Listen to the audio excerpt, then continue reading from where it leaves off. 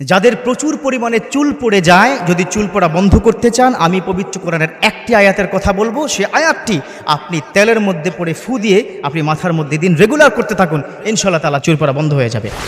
অনেকেই কিন্তু এই অবজেকশনটা করেন যে হুজুর প্রচণ্ড পরিমাণ চুল পড়ে, কোরআনে কি কিছু আয়াত আছে? মনে রাখতে হবে, আবার রব্বুল আলামিন পবিত্র কোরআনে এমন কিছু নাই যেটা দেয় নাই।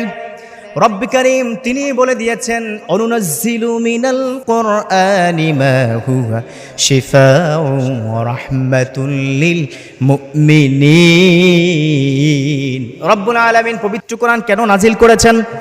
রব্বুল আলামিন বলেন, ও বান্দা, আমি তোমাদের জন্য এই কোরআন নাজিল করেছি রহমত দেওয়ার জন্য। এই কোরআন নাজিল করেছি তোমাদের চিকিৎসার জন্য, শেফার জন্য। আল্লাহু আকবার। এই কোরআনকে নাজিল করেছেন চিকিৎসার জন্য, সেবার জন্য, এবং এই কোরআনকে তোমাদের রহমত হিসেবে নাজিল করা হয়েছে। আচ্ছা, এখানে কি যারা আছেন বলুন তো, কোরআন আপনাকে কি মুক্তি দিবে নাকি বিপদের মধ্যে ফেলবে? মাশাআল্লাহ, মুক্তি দিবে। কোরআন মানুষকে এমন কিছু নাই যেটা সমাধান কি দিতে পারে না। সব সমস্যার সমাধান দিতে পারে আল কোরআন, ঠিক কিনা? পবিত্র কোরআনে এমন এমন আয়াত আছে, যেই আয়াত আপনি যদি গলার মধ্যে কাঁটা কি লেগে যায় বা কাঁটা বিঁধে যায়, আছে না, এই কোরআনের একটা আয়াত পরে ফুদিবেন, ইনশাআল্লাহ তাআলা কাঁটা চলে যাবে। মাথা প্রচণ্ড পরিমাণে কি ব্যথা, আপনি মাথা ধরে কোরআনের আয়াত পরে ফুদিবেন 7 বার, মাথা ব্যথা কি ভালো হয়ে যাবে। এমন এমন আয়াত আল্লাহ পাক দান করেছেন। পবিত্র কোরআনের প্রত্যেকটা আয়াত আমাদের মানুষের জন্য উপকারী, ঠিক কিনা?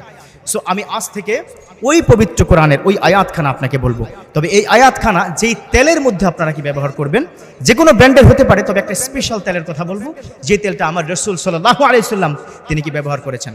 সেটা কিসের তেল জানেন? Olive oil. জানেন না? মাশাআল্লাহ। অলিভ অয়েল কিন্তু দুই ধরনের, একটা হচ্ছে খাওয়ার অলিভ অয়েল, এটা ভিন্ন প্রক্রিয়া অলিভ অয়েলটা করা হয়।